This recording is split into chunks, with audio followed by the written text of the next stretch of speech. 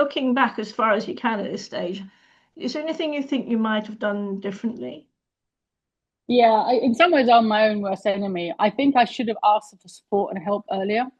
Um, and so, for example, and I have to say, so my husband has two older sons from previous marriage, and they were great. They live in Milan, and my husband's Italian, and they did come over quite a lot. Actually, I have to say, much more. You know, they were concerned, um, and they were, you know, they're both young lads in their 30s, very capable and everything, and maybe when they did come over to spend weekend and time with him, you know, the moments either when they was in hospital, you know, making sure he's visiting, or I should have taken some respite time for myself and delegated that to them. They were more than capable, but I was afraid to, because just what if something happens and I'm not around, you know, Yeah. and with hindsight, even if I'd just gone to like a little country house hotel in, you know, in Surrey, just to give myself a bit of a spa weekend break or something, you know, I would have been close enough if anything happened to quickly come back. And I never did that, and I should have done, because there was support there for me. And I Yeah. think taking that respite.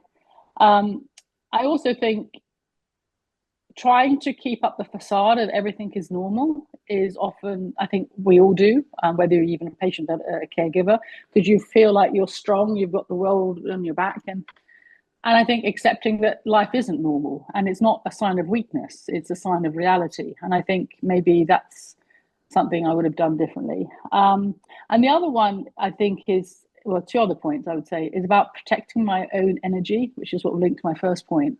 Mm. Is I didn't take care to recharge myself. I didn't give myself an opportunity to recharge or take care of my own health or well-being, which I'm Mm. probably suffering the consequences now. And so I'm very much now, my husband's, you know, on the up and up, is to do that. And I think finally setting boundaries, because it was interesting. You know, husband's got some really great family and friends and things, and obviously people wanted to come and visit and stay, and especially if they're coming from overseas. And there were moments when things were going, I was like, I want to say, no, you can't come and stay. And in some cases, say, look, if you come, you're not staying at home, you're going to stay in a hotel, because I cannot afford to host you and be the hostess with the mostess and take care of this and do that, you know. And so I think having the courage to set clear boundaries is also important too. Mm.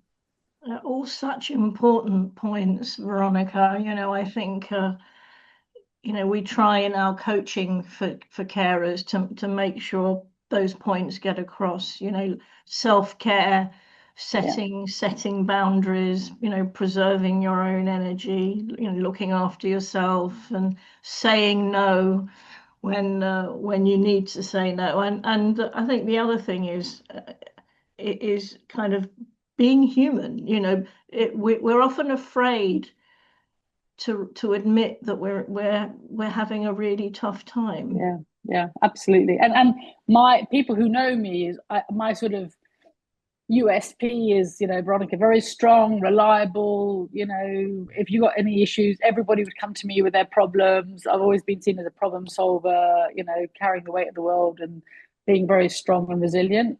But sometimes it's like, okay, you know, but I've We're had just enough.